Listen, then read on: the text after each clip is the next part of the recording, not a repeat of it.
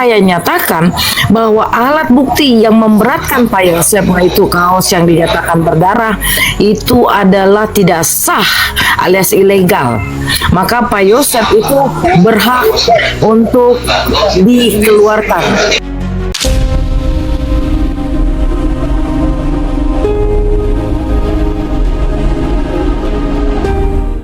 Bahkan Yosef, Mimin, Abi, dan Arihi itu ditersangkakan sejak 16 Oktober tahun 2023. Mohon dicatatkan itu. Kemudian mereka dijemput dari rumahnya tanggal 17 Oktober 2023. Bahkan ada surat penggeledahan terhadap rumah Bu Mimin di tanggal 17 Oktober 2023. Secara hukum, apa yang dilakukan oleh pihak kepolisian Polda Jabar itu sudah menyalahi aturan. Aturan apa? Aturan dari putusan MK. Putusan MK itu ada 3 karakteristik, ya. 3 karakteristik itu, yang pertama adalah ketika seseorang sudah ditetapkan menjadi tersangka, tidak boleh lagi dimintai keterangan saksi, keterangan tersangka, keterangan ahli. Kemudian tidak bisa lagi untuk melakukan penggeledahan dan penyitaan. Apabila itu dilakukan setelah orang ditetapkan tersangka, artinya perolehan barang buktinya itu ilegal alias tidak sah.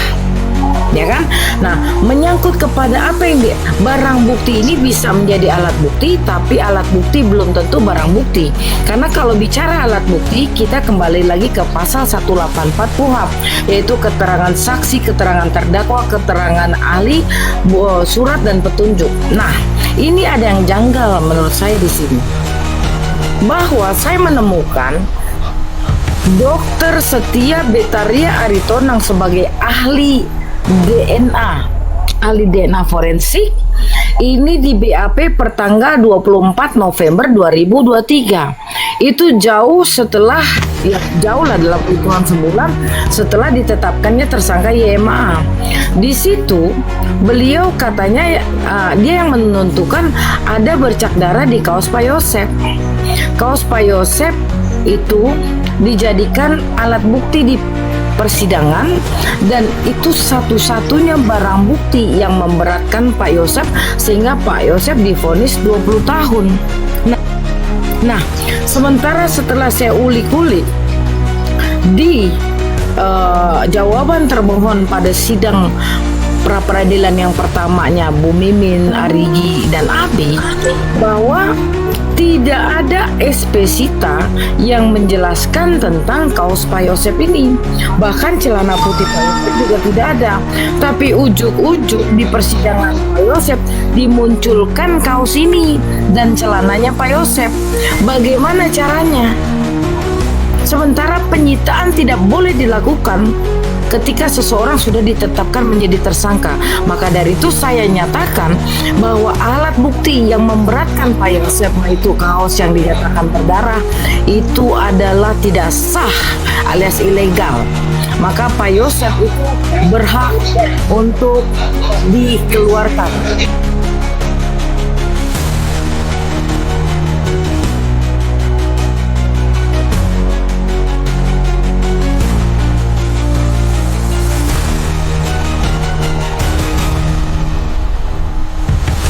Ya, jadi perolehan alat buktinya Pak Yosef, yaitu kaos yang berdarah dan celana putih, ini tidak sah secara hukum.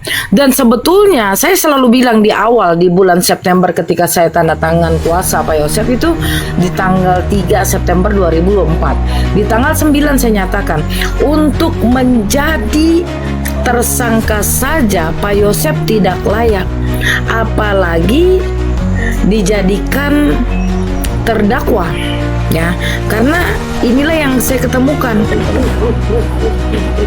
Yang juga dituduh sama Ramdhani.